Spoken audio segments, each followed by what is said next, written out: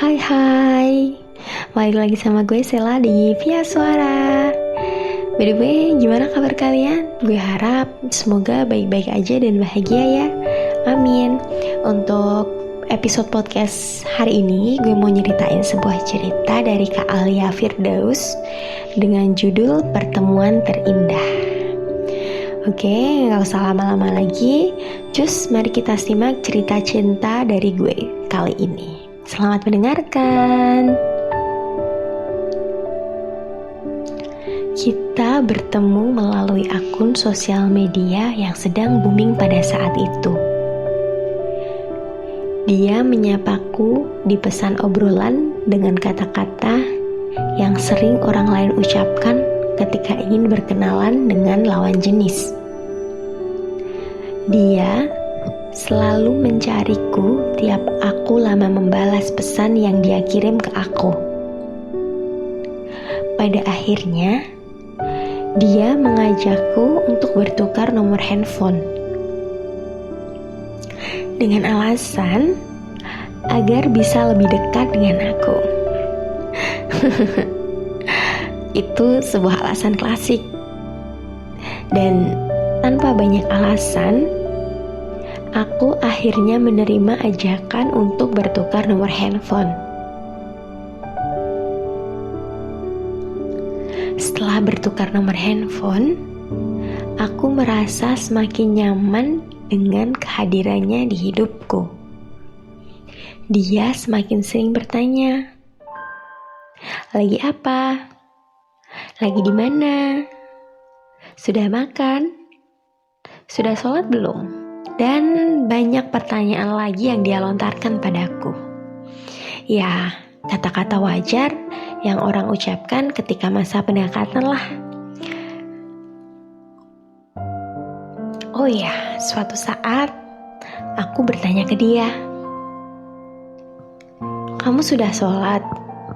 Dan dia pun menjawab, "Aku non-Islam." Pada saat itu, rasanya sedih. Kenapa bisa dipertemukan dengan orang yang beda? Tapi lucu juga, ternyata yang selama ini bertanya sudah sholat apa belum, ternyata dia non-Islam. Tapi senang juga sih bisa berteman dengan seseorang yang beda. Semakin lama dia semakin sering memperhatikan ke aku, memberi perhatian lebih. Bahkan dia juga membangunkanku sahur. Tak mau kalah dengan dia, aku juga selalu mengingatkan dia untuk tidak lupa ibadah. Tidak hanya lewat pesan, dia pun mulai mengajakku ngobrol lewat telepon. Pada akhirnya, kita merasa asik untuk ngobrol. Dan padahal sebelumnya, awalnya itu kita sama-sama canggung untuk memulai obrolan. Dan pada saat kali pertama aku telepon dengan orang yang kenal lewat sosial media, tapi lama-kelamaan kayak udah berteman lama gitulah. Sudah mulai bercanda seperti yang kita lakukan lewat pesan. Bahkan hampir setiap hari dia mengajakku telepon berjam-jam. "Kamu gak capek telepon sama aku selama ini? Udah 2 jam lebih loh." "Ngapain capek? Teleponnya kan sama kamu, bukan sama yang lain." Itu yang dia ucapkan tiap kali aku dan dia telepon. Dan udah cukup lama teleponnya, kita ngobrol layaknya orang yang memiliki suatu hubungan khusus. Padahal kita aja baru kenal. Kenalnya pun lewat akun sosial media. Lucu emang. Hingga pada akhirnya dia sedang liburan di luar kota, di rumah saudaranya. Ternyata kota saudara dia tetanggaan dengan kotaku. Dan dia pun mengajakku untuk bertemu. Aku senang karena akhirnya aku bertemu dengan dia.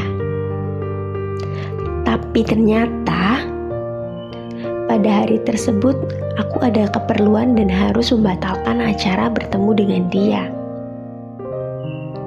Dia kecewa. Aku minta maaf dan berjanji akan mengajaknya bertemu suatu saat nanti. Dia pun menerima maafku dan mau untuk bertemu denganku suatu saat nanti. Entah kapan dan di mana. Sejak batalnya pertemuan itu, dia semakin perhatian denganku. Aku telat membalas pesan langsung dicari. Mulai dari mengirimkan banyak pesan hingga meneleponku. Aku ngerasa lucu banget cowok ini.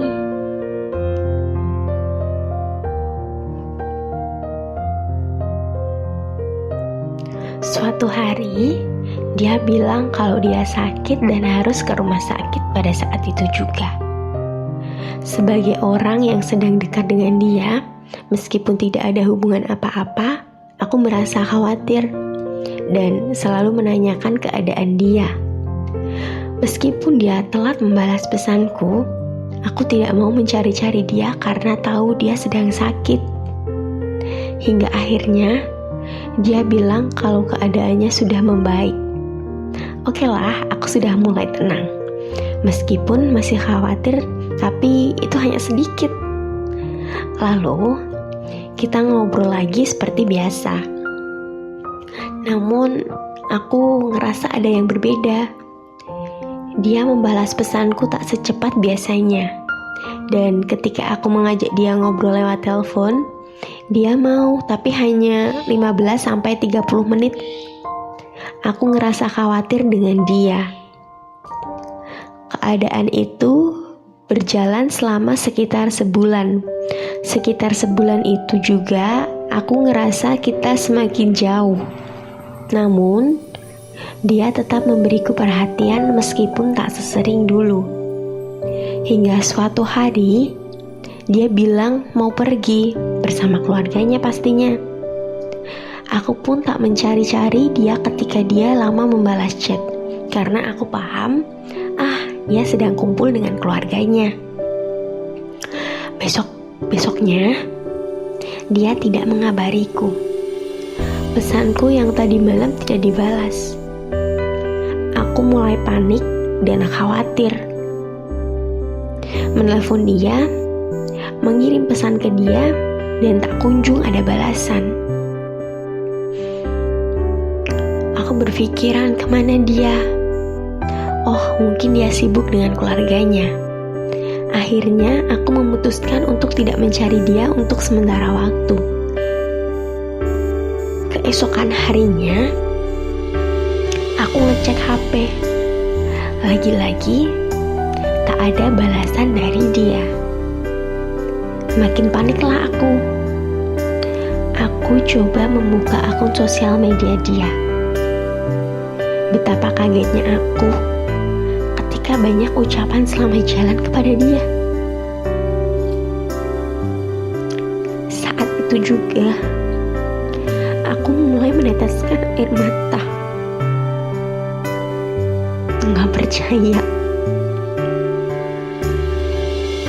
Nggak percaya dengan ucapan-ucapan itu. Aku memutuskan untuk menelpon dia dengan harapan dia menjawab teleponku. Dan akhirnya teleponku dijawab.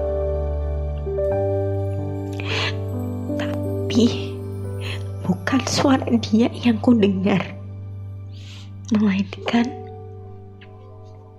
suara sosok wanita parubaya, dan ternyata itu ibunya. Dan berbicara di telepon dengan sedikit menangis. Beliau berkata bahwa anak laki-lakinya yang dekat denganku telah tiada. Beliau juga berkata sebelum anaknya pergi,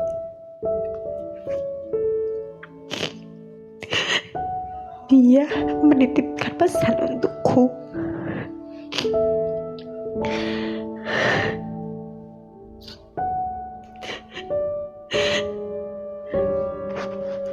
Jangan lama-lama sedihnya. Aku gak kemana-mana kok. Aku selalu di sampingmu. Ingat pesanku, jangan lupa sholat 5 waktu ya. Kapan-kapan kita pasti ketemu kok. Saat itu juga aku tak kuat menahan air mata. Dan di saat itu juga aku minta alamat rumah dia dan alamat dia dimakamkan. 1 minggu setelah percakapanku dengan ibunya, aku langsung pergi ke rumah dia dan bertemu dengan ibunya. Dipeluklah aku. Menangislah aku dipelukan ibunya.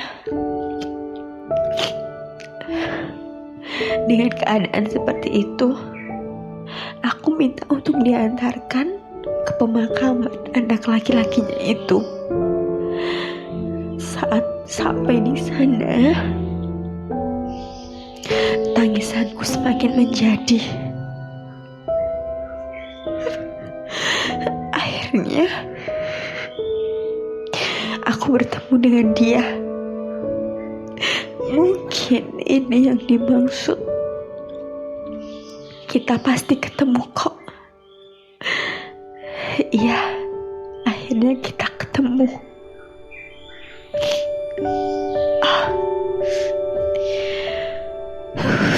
Gak ngerti kenapa menjadi semewek ini dengan cerita. Ya ampun. Judulnya sih gue kira bahagia ya, pertemuan terindah. Tapi akhir pertemuan itu pun gak ada indah-indahnya. Yang ada bikin sedih sesedih-sedihnya nih. Gak ngerti lagi. Ya Allah. Belum, maksudnya gini, posisi baru dekat ya, pas sayang-sayangnya lah, ibarat gak ngerti sayang. Kan sayang sebagai teman untuk saat itu, dari cerita ini ya, sayang sebagai teman yang belum pernah ketemu sama sekali, dan endingnya dipertemukan di pemakaman tanpa bertatap muka. Aduh, gak bisa kebayang itu sedihnya seperti apa.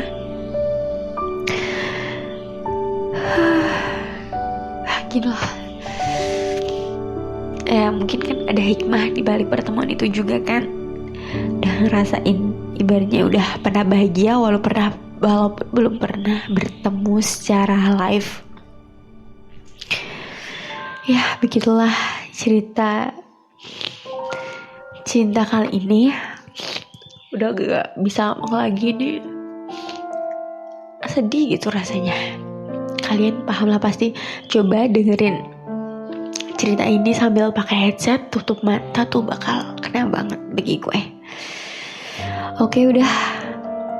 Buat kalian yang punya cerita cinta sedih, bahagia, atau cerita cinta menarik lainnya, bisa share ke kita, bisa kasih komentar. Nanti next time untuk cerita kalian bakal gue ceritain. Oke, by the way, terima kasih buat kalian udah mendengerin podcast cerita cinta kali ini. Gak usah mewek-mewek lagi. Tetap semangat dan selamat beraktivitas, atau yang mau tidur, selamat beristirahat. Oke, see you, bye.